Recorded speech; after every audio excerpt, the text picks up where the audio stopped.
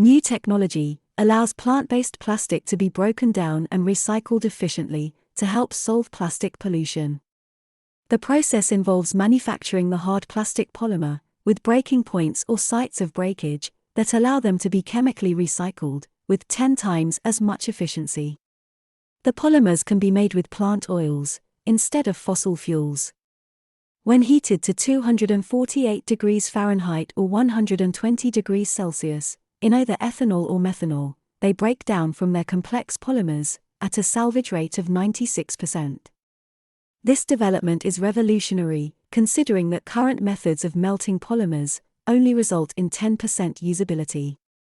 The introduced breakpoints in the carbon chains of the polymer could also create a far more biodegradable plastic, which is something the German chemists who developed them are committed to exploring further.